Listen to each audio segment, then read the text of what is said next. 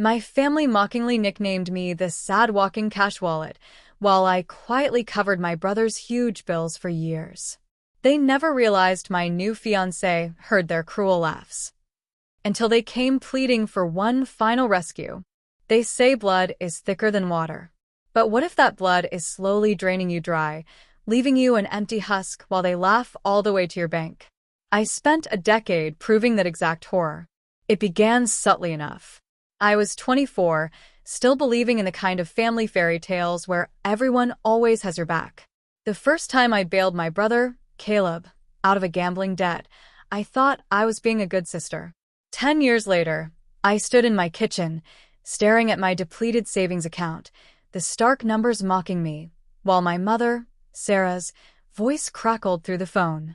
"Alara, sweetie, you know Caleb wouldn't ask if it wasn't important. I'm Alara. The reliable one. The successful one. The one they call when the walls are closing in." Tonight, my bank balance was a brutal testament to just how reliable I'd been. "Sarah, I just covered his rent last month," I sighed, pinching the bridge of my nose, "and his car payment the month before that." "But this is different," she insisted, her voice tight with fabricated panic. "He's in real trouble this time." "Of course it's different." I thought, my jaw tight. "It's always different." The worst part? Just 2 hours ago, I was sitting at our traditional Sunday dinner, forcing a smile while they all laughed at Chloe's jokes. My older sister, Chloe, has a knack for making everything sound light, even when she's twisting the knife straight into your gut. "Poor Alara," she'd purred, raising her wine glass, a glint in her eye. "All work and no play. At least your bank account keeps you warm at night." Everyone had laughed. Even Daisy, my youngest sister, who usually stayed out of these toxic rituals. I'd force my usual fake smile and excuse myself to the bathroom. On my way back, I'd overheard them. Chloe's hushed whisper, "The family cash machine," followed by more cruel laughter. "Thank God she's too lonely to spend it on anything else." The words had sunk into me, heavy and cold.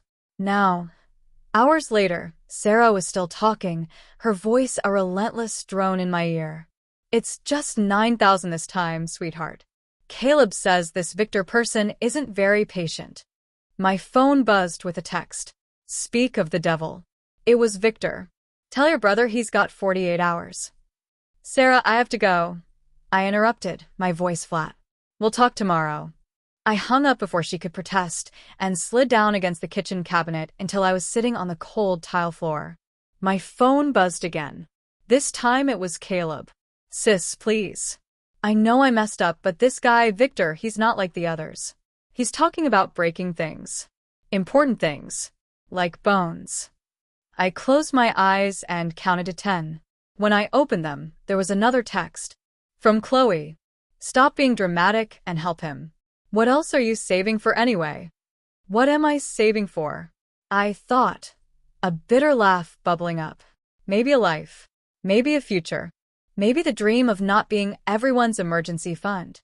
My phone rang again. It was my father, Robert, this time. A rare occurrence, which meant things must be serious. Robert only called when he wanted to remind me about family duty. "Alara." His voice was gruff, authoritative. "Your mother's crying. Is that what you want?" "Dad, family takes care of family. You know this." I didn't know this. I'd known it since I was 12 and started saving my allowance to buy Daisy's school supplies because Robert was between jobs. I'd known it every time Chloe needed help with rent. Every time Caleb got in too deep. Every time Sarah's credit cards maxed out. Then the doorbell rang, making me jump. Through the peephole, I saw Caleb, looking disheveled and desperate. His eyes were red, his hands shaking as he rang again. "Alara, please," he called through the door, his voice thick with desperation. "I can hear you in there. Just help me figure this out." I stood perfectly still, barely breathing. On my phone, the banking app was still open, my savings account glaring back at me. 10 years of being the responsible one. Of living below my means. Of saying no to vacations and new clothes and any kind of life outside of work, all so I could be there when they needed me. The doorbell rang again and again and again. My phone lit up with a final text from Victor. Time's running out. Hope your brother's got a good sister. I slid down the wall again, my chest tight with an emotion I couldn't quite name. Maybe it was anger. Maybe it was grief. Maybe it was the cold, hard realization that fairy tales about family are just that, fairy tales. Tomorrow, I'd probably give in. I'd transfer the money, listen to their effusive thanks, and watch them forget about it by next Sunday's dinner. But right now, sitting here in my dark apartment, Caleb's desperate pleas echoing in my head and Victor's threat burning on my screen, I made myself a promise. This will be the last time. I'd made this promise before, of course. But something felt different tonight. Maybe it was the echo of Chloe's words, family cash machine. Or maybe it was just that I was finally tired enough to mean it. The doorbell stopped ringing. In the sudden silence, I could hear Caleb's footsteps retreating down the hallway. My phone buzzed one final time. A reminder about tomorrow's meeting with a potential client. Life goes on. At least it does for everyone else. 3 weeks after the Victor incident, I was standing in a crowded tech conference center pretending to be interested in cloud computing solutions. That's when I heard someone chuckle behind me. The look on your face suggests you'd rather be anywhere else. I turned to find a tall man in a well-fitted suit, his eyes crinkling with amusement. His name tag read, Liam, Architecture Solutions Lead. That obvious? I asked, managing a small, tentative smile. Only to fellow sufferers. I'm Liam. Want to escape to the coffee station. Over mediocre conference coffee, Liam told me about his work designing sustainable buildings. For the first time in weeks, I felt myself relaxing. He had this way of listening that made you feel truly heard. So, Ilera, he said, what brings you to this thrilling event? Looking for new project management software for my team. Though, honestly, I'm mostly hiding from my phone. Bad breakup. I laughed, a genuine, unburdened sound. Bad family.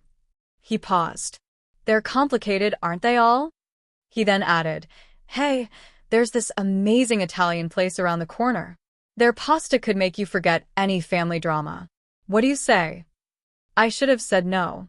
I had 3 missed calls from Caleb and a text from Sarah about urgent family matters.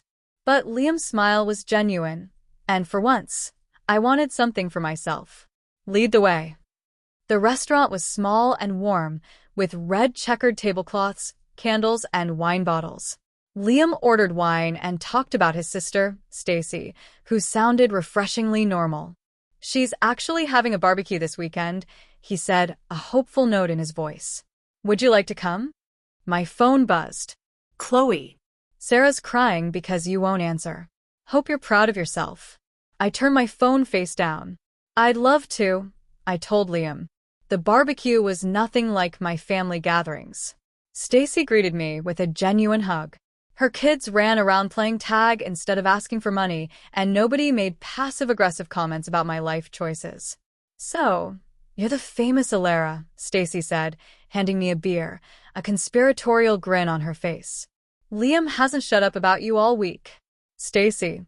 Liam groaned, but he was smiling. What? It's cute. You're like a teenager with a crush. As weeks turned into months, Liam became my sanctuary. We spent weekends exploring the city, finding hidden architectural gems, and talking about everything and nothing. He told me about losing his father young, about building his company from scratch. I told him about my work, my dreams of traveling, my love of photography. But I didn't tell him about the money, about being the family ATM, about the growing stack of urgent texts I'd been ignoring. 6 months in, Liam took me to dinner at that same Italian restaurant where we'd had our first date. Move in with me, he said over tiramisu. My place is closer to your office, and I hate waking up without you. My phone vibrated. Sarah again. Caleb needs $9,000 by Friday, or he's in serious trouble. This is urgent, Ilera. I looked at Liam, kind, successful, drama-free Liam, and felt shame burn in my chest. He deserved to know what he was getting into. There's something I need to tell you first. I started, but he cut me off. Whatever it is, we'll figure it out together. That's what partners do. Partners. The word made my throat tight. I need you to know that my family is complicated. He reached across the table, took my hand. Elara, I love you. Complicated family, and all. My phone buzzed again. This time it was Daisy. Elara, please. He really messed up this time. Liam squeezed my hand. Everything okay? I should tell him. About the money, the manipulation, the endless demands. About how my savings account was a fraction of what it should be because I couldn't say no to them. Instead, I squeezed back and said, everything's perfect. Later that night, lying in bed at Liam's place, our place now, I supposed, I stared at the ceiling while he slept peacefully beside me. My phone lit up one last time. Sarah. If you don't help your brother, whatever happens is on your hands. I raised you better than this. I turned off my phone completely, curled into Liam's warmth, and tried to believe that I deserved this happiness, that I could have this new life without the weight of my family's expectations. But as I drifted off to sleep, I couldn't shake the feeling that everything was about to change. Because that's the thing about family secrets. They never stay buried forever, and mine were about to come crashing down around me. Liam proposed on a misty morning by the lake, down on one knee, with a vintage ring that belonged to his grandmother. It was perfect. Simple, sincere, just like him. I said yes through happy tears, finally believing I truly deserved this happiness. We should tell your family in person, he said later as we were driving home. Have them over for dinner. My stomach tightened, but I nodded. They'll want to celebrate. They arrived at our apartment that evening in unusually high spirits. Even Chloe was beaming, pulling me into a tight hug. Look at you, she gushed, examining my ring. Finally joining the grown-up world. Sarah couldn't stop crying, dabbing at her eyes with a tissue. My baby girl, getting married to such a successful man. I caught the emphasis on successful, but forced a smile. Liam was in the kitchen preparing his signature lasagna while I poured wine and tried to keep the conversation light. Elara, you're glowing, Chloe said, touching my cheek. Marriage suits you already. And Liam? She winked. Well, you certainly picked a winner. Daisy nodded enthusiastically. His place is gorgeous. You're so lucky, sis. The evening flowed surprisingly well. No one mentioned money or Caleb's troubles. Even Robert, who showed up late, seemed genuinely happy for me. During dessert, my phone rang. It was work. Sorry, I said, standing. I have to. Take this. It's about the Singapore project. I stepped into the hallway, leaving everyone chatting over tiramisu. The call was quick, just a scheduling issue. But as I was heading back, I heard voices from the dining room. I paused. An old habit from years of eavesdropping, a survival tactic to gauge my family's true feelings. It's about time she landed someone wealthy, Chloe was saying, her voice low but clear. God knows she's been hoarding her money long enough. Sure, Sarah whispered, but she was laughing. You're right, though. Maybe now she'll stop being so stingy with family. Please, Chloe snorted. Now that she's got a rich fiancé, tapping her will be so much easier. Liam seems like the type who'd want to help family. We should wait, though, Sarah added. Let them get married first. Then we can bring up Caleb's situation. I felt sick. My hands were shaking, and I wanted to burst in to confront them. But then I heard movement. Liam appeared in the hallway, his face unreadable. How long had he been standing there? Our eyes met. He heard everything. I opened my mouth, but he shook his head slightly and walked past me, back to the dining room. His voice was perfectly normal as he offered everyone coffee, but I could feel the shift in him. The rest of the evening passed in a blur. My family left with hugs and kisses. Sarah already talking about wedding venues and guest lists. Chloe squeezed my arm and whispered, "We'll go dress shopping soon, little sister." After they were gone, Liam and I cleaned up in silence. I was waiting for him to speak, to ask questions, to judge me. Instead, he just loaded the dishwasher, his movements mechanical. Finally, I couldn't take it anymore. Liam, how long? He asked quietly, not looking at me. How long have they been using you like this? I should have told you. Yes. He turned, and his eyes were sad. You should have. I was ashamed, I whispered. I didn't want you to see. To know. To know what? That your family treats you like an ATM? That they're already planning how to use our marriage for money. Tears spilled down my cheeks. I'm sorry. He crossed the kitchen and pulled me into his arms. Don't apologize. You're not the one who should be sorry. I thought tonight would be different, I said into his chest. They seemed so happy. They were happy, he said grimly. Happy about what they think they can get from us. I pulled back, wiping my eyes. What do we do? First, you tell me everything. No more secrets, Ilara. If we're getting married, I need to know what I'm walking into. So I told him about the years of bailouts and guilt trips, about Caleb's gambling and Sarah's emotional manipulation, about Chloe's subtle digs and Robert's selective appearances when money was involved. When I finished, Liam was quiet for a long moment. Then he said, You know this has to stop. I know. And for the first time I really did know. Hearing them plot to use my marriage, to use Liam. It was different somehow. Worse. We'll figure it out together, he said, kissing my forehead.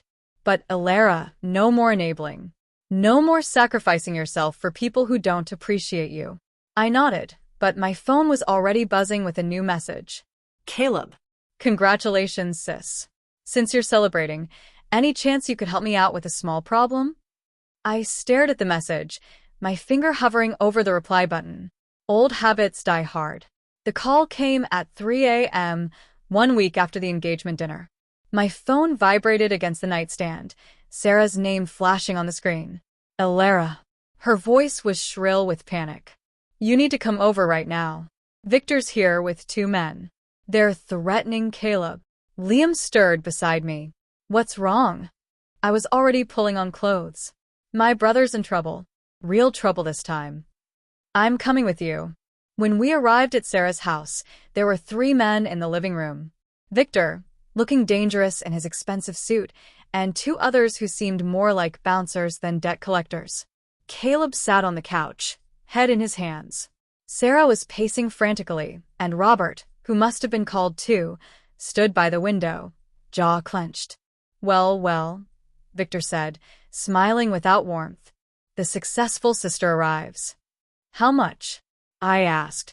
50,000. The room went quiet. Even Sarah stopped pacing. That's impossible, I said. Last month it was 9,000. Interest adds up, Victor shrugged. Plus the new loans. Your brother's been busy. I turned to Caleb. New loans. He wouldn't look at me. I thought I could win it back. You have 24 hours, Victor said, checking his watch. Or we start breaking things, starting with your brother's fingers.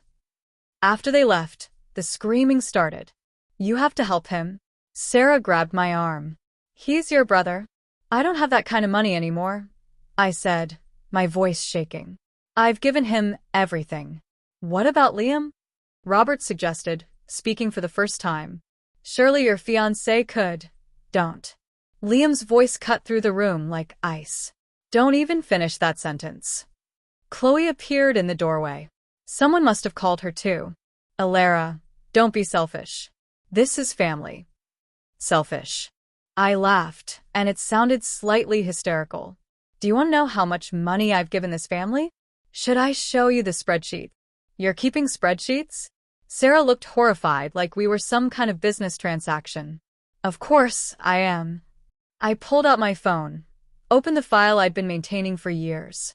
$200,000, Sarah. That's how much I've given you all over the past decade. My entire savings, my retirement fund, everything. The room went silent again. But you make good money, Daisy said from her corner. And now with Liam, stop it. Liam stepped forward. Ilara's not your personal bank anymore, and I'm certainly not going to be. We're trying to save your brother's life. Sarah shrieked. No, I said quietly. You're trying to save him from consequences. Again. Caleb finally looked up. His eyes were red. Sis, please. They're serious this time. They're always serious, I said. And I'm always there to fix it. But not anymore. Then you're signing his death warrant. Robert said dramatically. No, you all did that. Every time you enabled him. Every time you called me instead of getting him help. Every time you chose the easy way out. Sarah started crying. Chloe moved to comfort her, shooting me a venomous look. There are other options, Liam said calmly. Bankruptcy, gambling addiction programs, police protection. Police? Caleb jumped up. Are you crazy? These aren't guys you call the cops on. Then I guess you should have thought of that before borrowing from them. I retorted. My phone buzzed. A text from Victor. Tick-tock. I'm done, I announced, walking toward the door. Figure it out yourselves. Alara. Sarah's voice broke. You can't leave your brother like this. I turned back one last time. Watch me. In the car, my hands were shaking so badly I couldn't get the key in the ignition. Liam gently took them. You did the right thing. Did I? What if they really hurt him? Then that's on him and them, not you. My phone kept lighting up with messages. Chloe calling me heartless. Sarah saying she didn't raise me to be so cruel. Robert invoking family duty. Daisy sending sad face emojis. I turned off my phone. They'll never forgive me for this, I whispered. Liam started the car. Maybe that's not a bad thing. As we drove home, I thought about all the times I'd saved them. All the times I'd sacrificed my own future for theirs. All the times they'd taken and taken and taken. What happens now? I asked. Now. Liam took my hand. Now you start living for yourself. But we both knew it wouldn't be that simple. Because somewhere in the city, a clock was ticking down on my brother's debt. And for the first time in his life, his safety net wasn't going to catch him. Part of me hoped he'd fall hard enough to finally learn how to save himself. The rest of me was terrified he wouldn't survive the landing. I spent 3 days gathering evidence, bank statements, transfer records, text messages, emails. Every desperate plea, every guilt trip, every manipulation, carefully documented. Liam helped me organize it all into a presentation, like we were preparing for a business meeting instead of a family execution. Are you sure about this? He asked as I set up the Zoom call. They want to talk. Let's talk. One by one, their faces appeared on screen. Sarah looking martyred. Robert stern and disapproving. Chloe barely concealing her rage. Daisy uncomfortable but present. And Caleb sporting a black eye, Victor's warning shot, presumably. Finally, Sarah said, We've been trying to reach you for days. I know. I shared my screen, showing the first spreadsheet. Let's talk about why. What is this? Chloe squinted at the screen. This is every dollar I've given this family over the past 10 years, organized by date, amount, and recipient. I clicked through to the next slide. Here's Caleb's gambling debts. Notice the pattern. They get bigger every time. Alara, Robert warned. This is unnecessary. Oh, I think it's very necessary. Next slide. Here's Chloe's emergencies. Rent, car payments. That boutique business that failed because you spent the startup money on a vacation. Chloe's face flushed. That's private. Nothing in this family is private. You made sure of that when you started plotting how to use my engagement to get more money. Sarah gasped. We never. I heard you. Liam spoke up for the first time. At the engagement dinner. Every word. Silence fell. I continued through the slides, methodically exposing every loan, every manipulation, every broken promise to pay back, just this once. $200,000, I said finally. That's what I've given you. My entire savings, my future, my security. We're family, Sarah pleaded. Family helps family. No, Sarah. Family supports each other. Family builds each other up. Family doesn't treat one member like an ATM while mocking them behind their back. Is that what this is about? Chloe sneered. Your feelings got hurt? This is about consequences. Caleb needs rehab, not another bailout. You need to learn to live within your means, Chloe. And Sarah, you need to stop enabling everyone's worst instincts. Please, Caleb spoke up, touching his black eye. They're going to kill me. There are programs, Liam said. Gambling addiction support groups, debt counseling, witness protection if necessary. We've researched them all. We don't need programs, Robert scoffed. We need you to step up and help your brother. No. The word felt like freedom. We're done. Done. Sarah's voice rose. What does that mean? Done. It means I'm cutting you all off. No more money. No more rescues. No more guilt trips. You can't do this. Chloe shouted. We're your family. Not anymore. Sarah started crying. Robert began lecturing about duty. Chloe screamed about betrayal. I let them. Their words had no power anymore. I've transferred all the documentation to a lawyer, I continued calmly. If any of you try to contact me or Liam for money again, she'll file harassment charges. You'd send your own brother to jail? Daisy asked, finally speaking. No, I'm letting him face the consequences of his actions. There's a difference. You bitch. Chloe spat. You think you're better than us? No, I think I'm done being worse than I am because of you. Caleb started begging. Sarah got louder. Robert quoted scripture about family loyalty. I waited until they ran out of steam. I'm sending each of you a final email with resources for financial counseling and addiction support.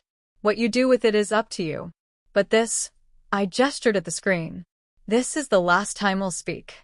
You'll regret this, Sarah said, her tears suddenly dry. When you need us. I haven't needed you in years, Sarah. I just wanted you. There's a difference. I ended the call mid-protest. The silence that followed felt like a thunderclap. Liam pulled me close as I started shaking. You did it. I did it. My voice broke. Oh God, I really did it. My phone started buzzing immediately. Texts, calls, emails. I blocked each number methodically, like pulling weeds from a garden. What now? I asked. Now, Liam said. Now we change our numbers. Move if we have to. Start fresh. They'll never forgive me, I whispered. No, he agreed. But maybe someday you'll forgive yourself for letting them go. I looked at my phone one last time before turning it off completely. There was a final text from Sarah. You'll always be our cash machine, Alara. Don't forget that. I deleted it along with every other trace of them. Sometimes burning bridges isn't about revenge. Sometimes it's about survival. The fallout came in waves. First, there was the social media assault. Chloe led the charge with vague Facebook posts about toxic family members and money-changing people. Sarah joined in with prayer requests for lost daughters who've forgotten their roots. I deleted my accounts. Then came the flying monkeys, distant relatives, family friends, even my old high school teacher. All reaching out to understand what's going on. Your mother's heartbroken, my aunt said over the phone. She's not eating. I'm sure she told you that. I replied, then blocked her number. Liam's sister, Stacy, became my unexpected ally. They're trying to add me on Facebook, she told me over coffee. I blocked them all. The nerve of these people. 3 weeks after the Zoom call, Daisy showed up at my office. She was the only one who knew where I worked. Just hear me out, she said, sliding into the chair across from my desk. Things are bad, Alara. Really bad. I'm not giving anyone money. It's not about money. Well, not directly. She fidgeted with her sleeve. Caleb's missing. Sarah's having panic attacks. Robert's drinking again. And, she looked shocked. They're falling apart. They've been falling apart for years, Daisy. I just stopped holding the pieces together. How can you be so cold? How can you still be so blind? She left in tears. I went back to work, ignoring the trembling in my hands. That night, Liam found me on our balcony, staring at nothing. Rough day. Daisy came by. He sat beside me. Want to talk about it? Want to get married next month instead of waiting? He blinked. That's quite a change of subject. I don't want them to have time to plan anything. No big ceremony. No family drama. Just us, Stacy, and a justice of the peace. Okay, he said simply. Let's do it. But the universe had other plans. Walking home from dinner a week later, I saw Caleb sitting on our building steps. He looked terrible, unwashed, unshaven, desperate. Don't run, he called out as I froze. Please, Alara, 5 minutes. Liam stepped forward protectively, but I touched his arm. Wait here. I approached my brother, staying out of reach. You look awful. Yeah, well, being beaten by loan sharks will do that. He tried to smile, but his split lip made it a grimace. I'm not here for money. Then why are you here? To say you were right about everything. He ran a shaking hand through his dirty hair. I hit rock bottom, sis. Lost everything.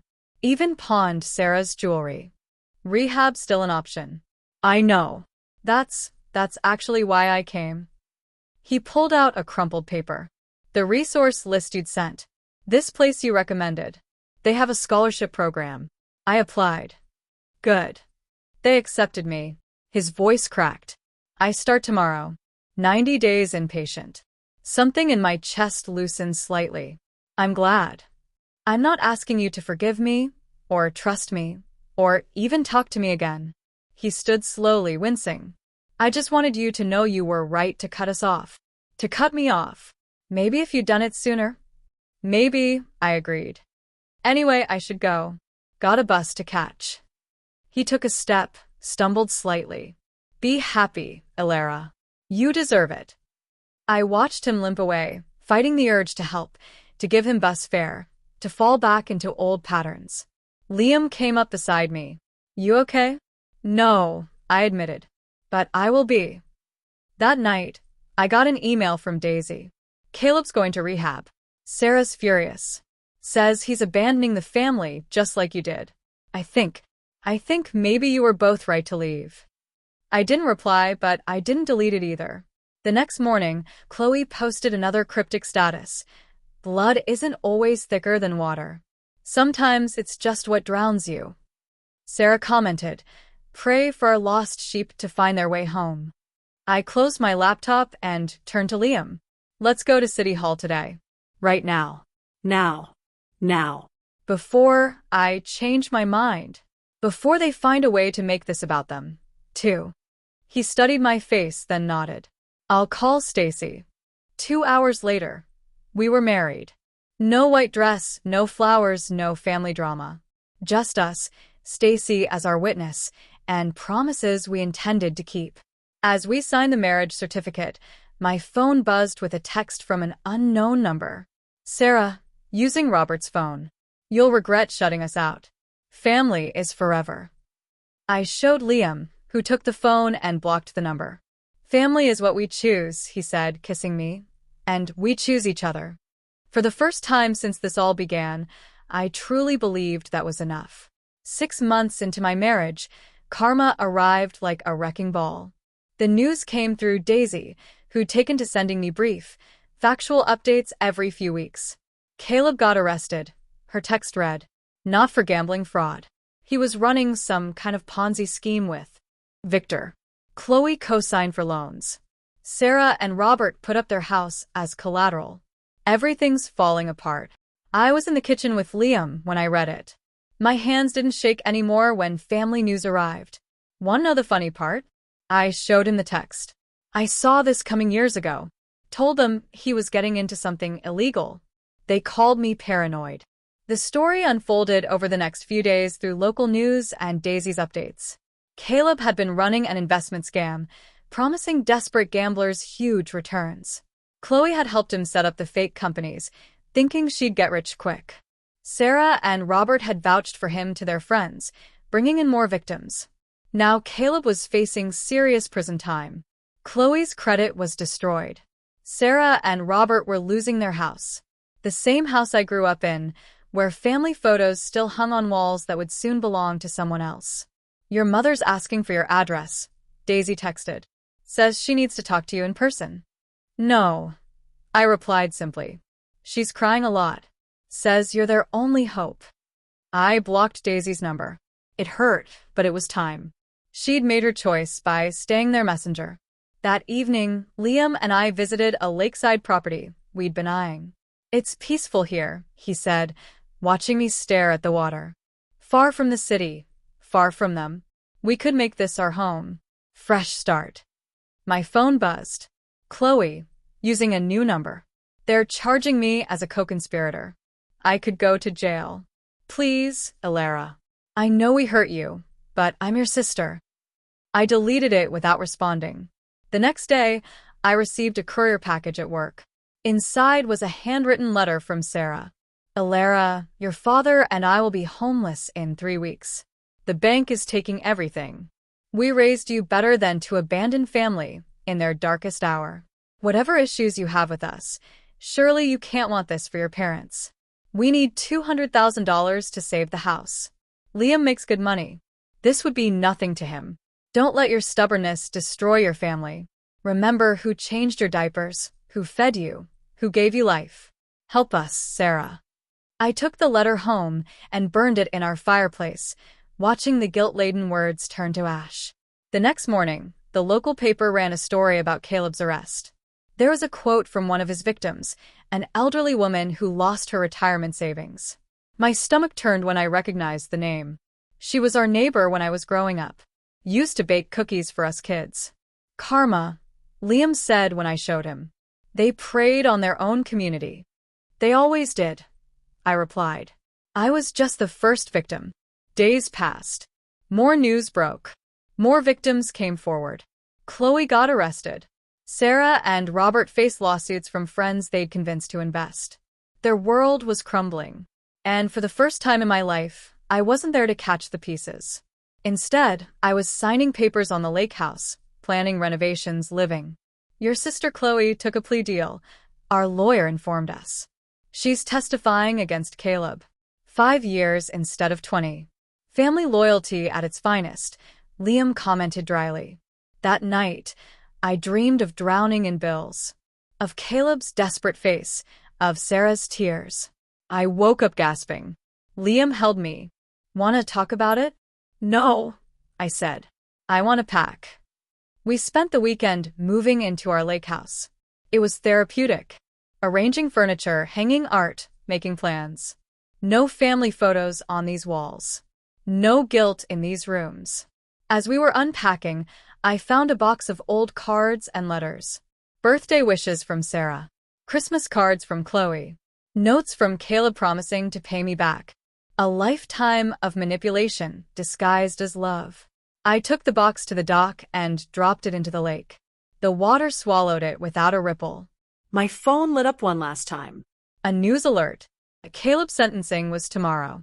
Sarah and Robert's house goes up for auction next week. Chloe's starting her prison term soon. I deleted the alert and turned off my phone. "You okay?" Liam asked from the doorway. I looked out at the peaceful lake, at our new beginning, at the life we were building without their chaos. "Yes," I said. And for the first time, it wasn't a lie. Sometimes the best revenge isn't action, it's absence. The morning sun glinted off the lake as I sat at my desk, fingers hovering over my keyboard.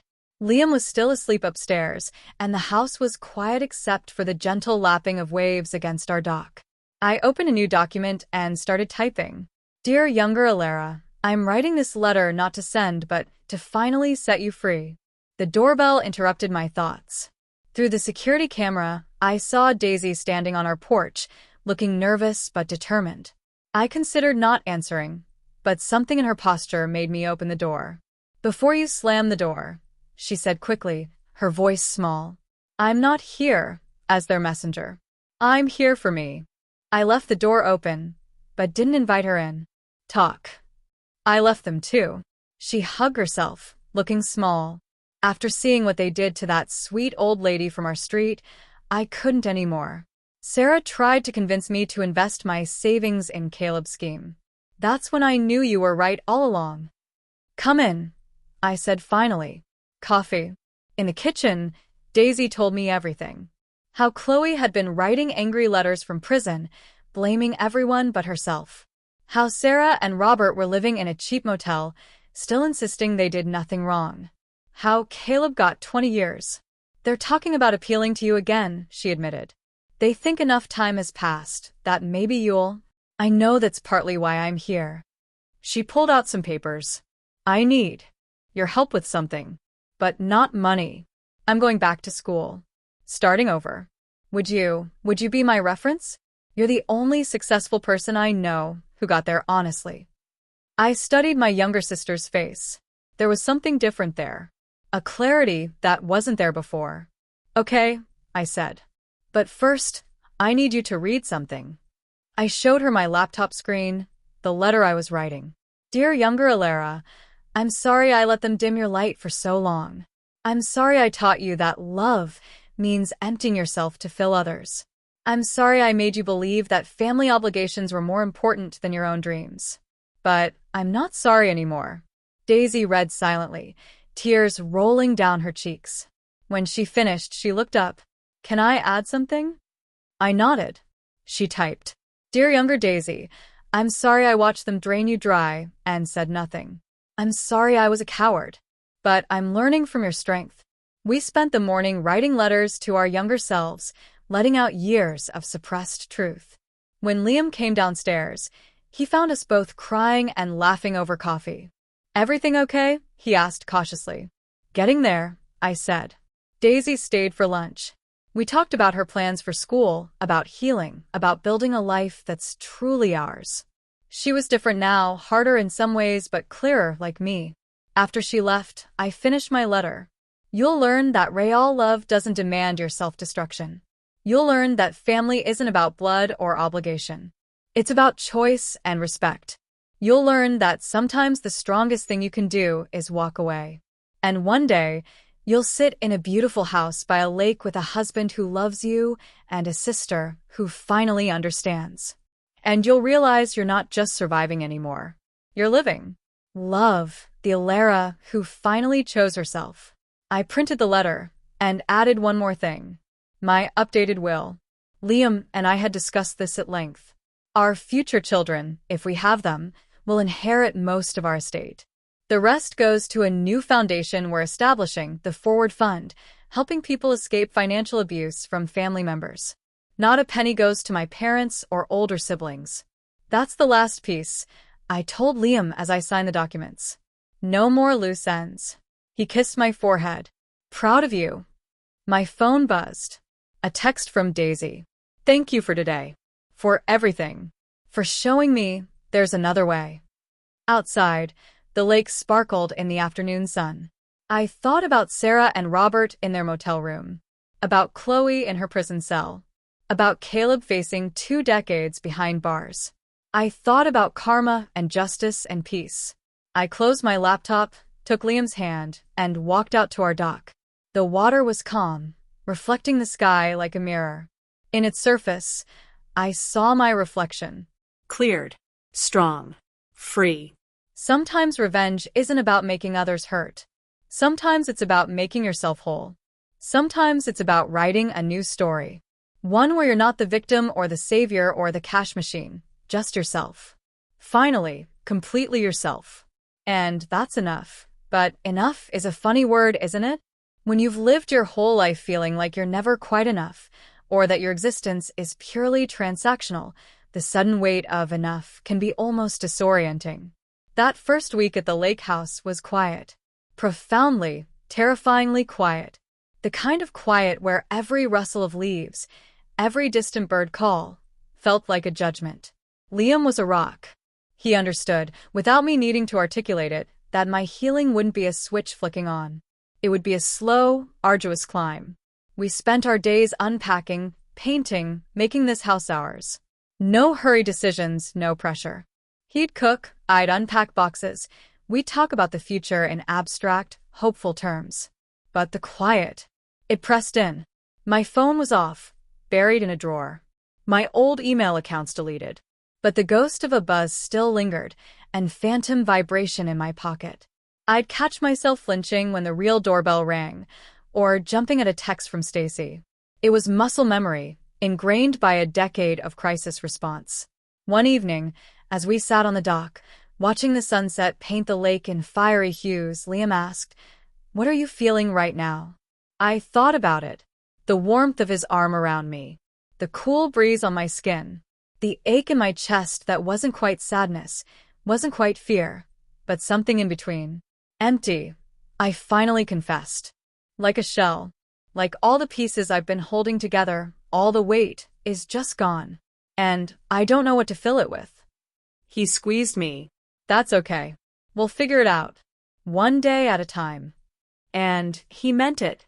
With Liam, there was never any judgment, only acceptance. That in itself was a new, precious gift. The Forward Fund was the first thing I started to fill that emptiness with. It wasn't just a foundation. It was a testament. A way to channel all the bitterness, all the pain, into something good. Liam and I worked on it together, often late into the night. We met with lawyers, financial advisors, and social workers. We designed a clear mission to help individuals escape patterns of financial abuse from family members, providing legal aid, financial literacy training, and therapy resources. We wanted to empower people to break free, just like I had. Our first client, a young woman named Clara, mirrored so much of my own story. Her parents had drained her inheritance for their failing business, guilt-tripping her at every turn. When she spoke of the emotional blackmail, the subtle jabs at her ambition, the way her success was always seen as their resource, a cold wave of familiarity washed over me. Helping Clara navigate the legal maze, guiding her through establishing boundaries, seeing the light return to her eyes as she reclaimed her financial independence, it was more fulfilling than any personal victory. It wasn't just about the money, it was about the freedom. It was about seeing someone else choose themselves. And in doing so, I felt more of my own self return. The Alara who loved photography, who dreamed of traveling, who could laugh without reservation. As the Forward Fund grew, so did my sense of purpose. It became less about my trauma and more about impact. The media attention, surprisingly, was positive. Stories of the fund appeared in small, local newspapers and then eventually on larger financial news sites. They focused on the unique niche we filled, the quiet crisis of financial family abuse. I started doing interviews, carefully crafting my narrative to be empowering, not vindictive. I never named my family, never revealed the full sordid details. It was about the solution, not the blame. Each story Clara or others shared, of reclaiming their lives, was a small balm to the scars I carried. Life at the lake house became our sanctuary. The early mornings were filled with the sound of the water, a stark contrast to the city's frantic energy. Liam would often wake before me, making coffee, and we'd sit on the porch, planning our day, our week, our future. We talked about children, not as an abstract dream, but as a real, tangible possibility.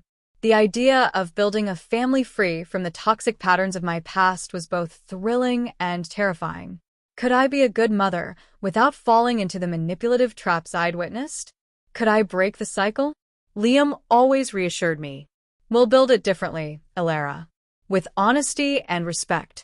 We'll show them what real family looks like. Daisy's journey was a quiet, steady thread of hope in the background. Her texts were sporadic at first, brief updates about classes, an internship. No more pleas, no more gossip about our parents. Just Daisy. Slowly, tentatively, our conversations grew longer. She was thriving in her new environment, discovering interests and talents she never knew she had. She'd call, sometimes just to ask about a difficult textbook passage, sometimes to share a small triumph. She was no longer Sarah's messenger, no longer Chloe's follower. She was becoming her own person. It was a beautiful thing to witness, a small, unexpected sprout in the ashes of what I'd burned down. But of course, the shadows of the past were persistent. Months after the initial cutoff, a letter arrived at the Forward Fund's office.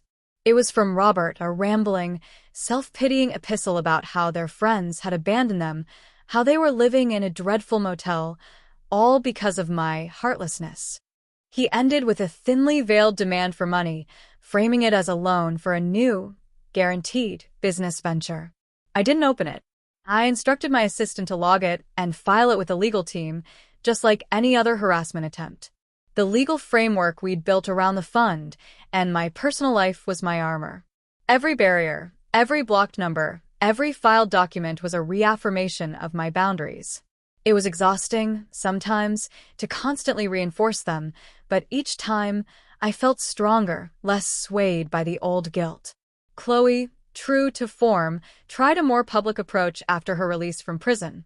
She appeared on a local talk show, painting herself as a victim of her brother's schemes and a heartless sister who abandoned her family in their time of need. She mentioned the forward fund, twisting its purpose to imply I was just trying to atone for my perceived sins. It was a vicious, calculated attack. For a moment, a familiar rage flared. I wanted to respond, to expose her for the manipulative opportunist she was. But Liam, ever the calm anchor, reminded me, Alara, who are you doing it for? Her ratings? Your peace is more valuable than proving anything to her or anyone else who chooses to believe her lies. He was right. We issued a brief, neutral statement through the Forward Fund, reiterating our mission and commitment to helping all victims of financial abuse, without engaging with her specific accusations. The public, for the most part, saw through her desperate act. My silence, my dignity, spoke volumes. Caleb's situation, however, remained a source of complex emotions. While he was in prison, a letter came through the prison's approved channels. It wasn't a demand for money. It was short, handwritten, and filled with a raw, almost childlike remorse. He spoke of attending NA meetings, of finally understanding the depth of his addiction, of the pain he'd caused. He didn't ask for forgiveness, just for me to know he was trying. I read it in silence, Liam beside me. He didn't push me to reply. I folded the letter, tucked it away. It wasn't a signal to re-engage, not yet. But it was a glimmer, a tiny crack in the hardened shell of my resentment. It was enough to acknowledge, privately, that maybe, just maybe, some part of him was capable of change. A year passed. Our lake house felt truly like home, filled with laughter, shared dreams, and the comforting rhythm of two lives intertwined. We started fertility treatments, and the joy of potentially bringing a child into this loving, stable environment was overwhelming. It wasn't about replacing my old family, but about building something entirely new, rooted in health and respect. Then came the call that would test all my newfound resolve. It was from the hospital. Sarah. A severe stroke. The doctors didn't think she would make it. Robert was unreachable. Chloe was estranged.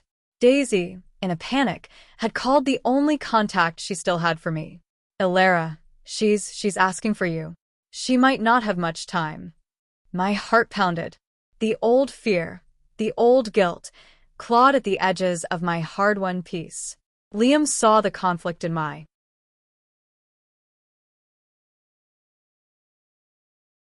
eyes. It's your decision, Alara. Whatever you choose, I'm with you. I thought about all the years. All the manipulation, the gaslighting, the emotional abuse. The way she'd wielded guilt like a weapon. But I also thought about the little girl who just wanted her mother's love, the child who craved that fairy tale. And then I thought about the woman I was now, not the little girl. The woman who had built something strong and real. This wasn't about forgiveness or forgetting. It was about acknowledging a life ending, a chapter closing. I went alone. Liam stayed home, respecting the raw, personal nature of this final encounter. The hospital room was stark, sterile. Sarah was frail, hooked up to machines, her face pale and drawn. She looked so small, so utterly unlike the formidable, guilt-wielding figure who had dominated so much of my life. Her eyes fluttered open, slowly. They found mine. A flicker of recognition, then a single tear traced a path down her cheek. She tried to speak, but only a gurgle escaped. I pulled a chair closer, took her papery hand. It was cold. Mom, I said, my voice steady, though my heart was not. It's Alara. She squeezed my hand, a surprisingly strong grip. Her eyes pleaded. Forgiveness? Understanding? I forgive you, I whispered, and it was true. Not for everything, not entirely. But I forgave the woman who was too broken to be the mother I needed, too lost in her own history to see beyond her needs. I forgave her, not for her sake, but for mine. So I could finally let go.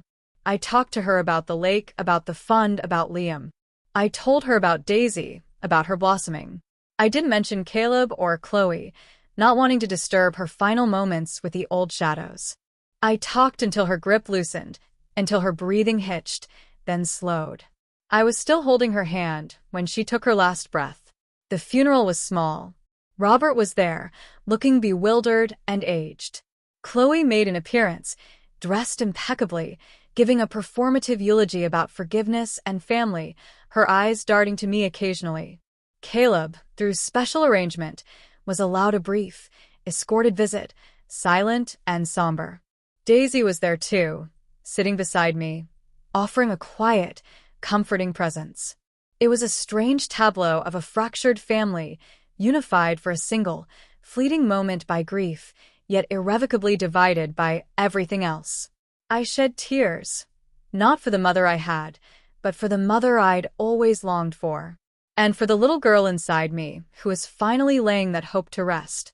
In the weeks that followed, the weight I'd carried, even after cutting ties, finally lifted.